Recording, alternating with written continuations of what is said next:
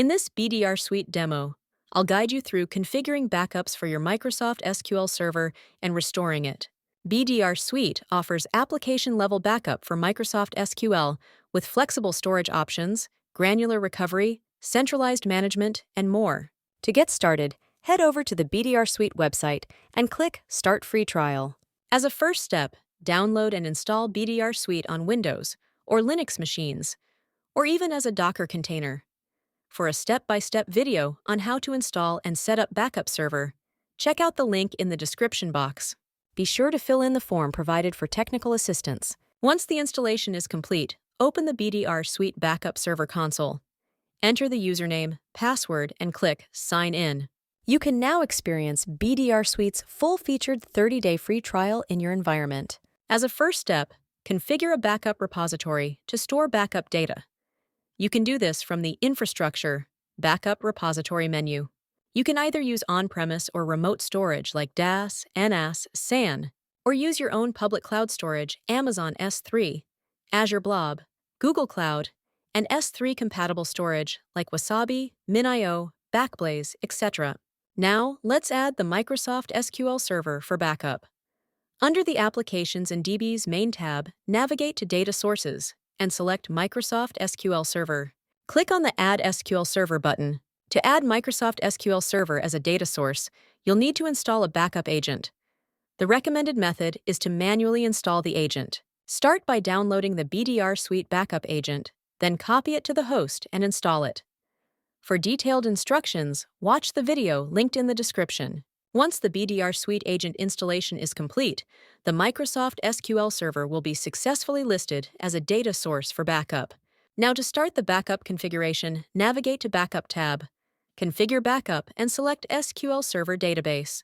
This is the basic job details page. First, specify a name for the backup job. Next, select the backup repository. Give a job description and click Next to proceed. On the Instance Selection page, first select the SQL Server. Next, we need to select SQL Server Instance. Click on the drop-down menu to select the already added instance. To ensure that the MS SQL Server instances are listed, it's essential to confirm that the BDRSuite delegation services are running with administrative privileges on the target host. Or click on the Add SQL Server Instance button to add a new instance. Enter the SQL Server instance name in the designated field on this page, then click Save. The instance will be added to the list for selection. The next option is to choose the authentication type. You can use Windows Authentication to authenticate using the Windows host credentials. Alternatively, you can opt to use SQL Server Authentication. Also, you'll need to select the SQL Server Database credentials. Ensure that the provided credentials have administrative privileges. If you have already added the credentials, simply select them from the drop-down menu. Else click on Add Credential button to add a new one. Enter the required details and click on Save.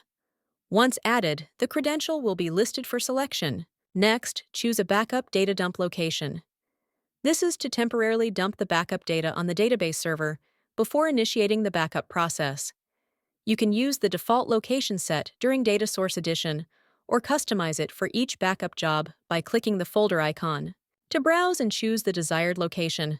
Once done, click OK. All right, we have entered all the required details, so click on Next.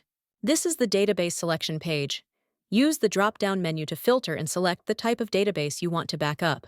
You can select all databases or the specific database. Once selected, click on Next. BDRSuite offers flexible backup scheduling options. Select the backup frequency for the full backup schedule.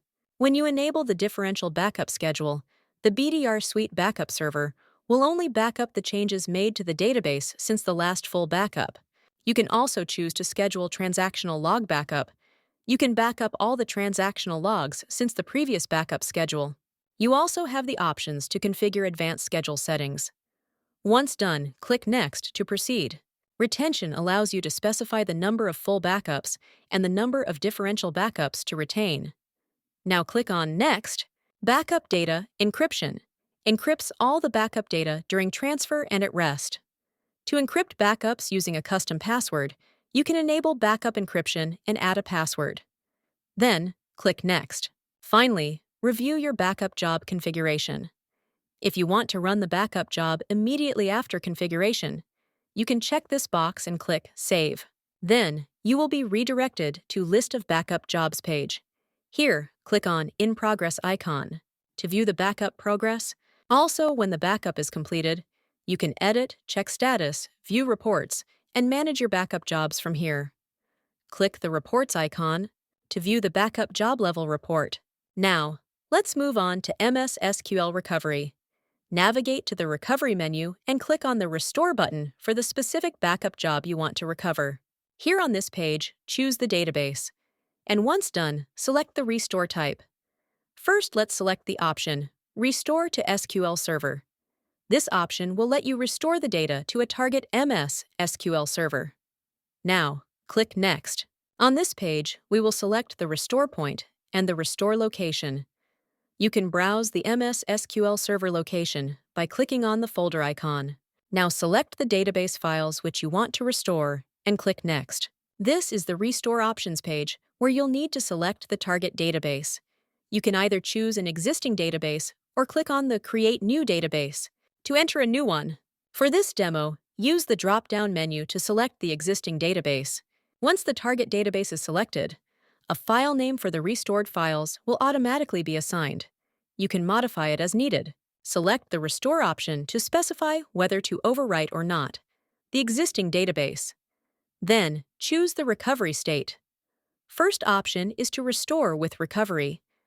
By selecting this option, you can leave the database ready for use by rolling back the uncommitted transactions. Note that additional transactional logs cannot be restored. The next option is Restore with no recovery. By selecting this option, you choose to leave the database non-operational and not to roll back the uncommitted transactions. Here, the additional transactional logs can be restored. The last option is Restore with standby. By selecting this option, you can leave the database in read-only mode. You can roll back the uncommitted transactions, but make sure to save the rollback operation in a file so that the recovery effects can be undone. Choosing this option will let you also choose the standby file path. After all these configurations are done, click on Next. Review the restore details and click on Restore. Click on OK Proceed to confirm. Next, let's take a look at the other restore type. On the recovery page again, click on Restore. Select the database and choose Download as the restore type, which allows you to download the files locally. Once done, click Next. Choose the destination, either as this server or the source SQL server. Choosing this server option, which will download the data locally to this BDRSuite backup server. Select the restore point and click on the folder icon. To browse the restore location, selecting the source SQL server option will also let you choose the restore point and a restore location on the source SQL server to which the data will be downloaded. Now select the database file to restore and click on Next. Review the restore details and click on Restore. Click on OK Proceed to confirm.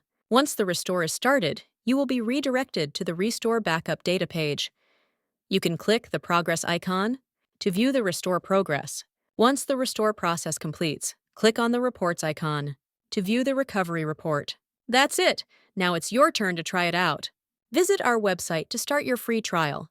And if you need any assistance, contact BDR support. Thanks for watching.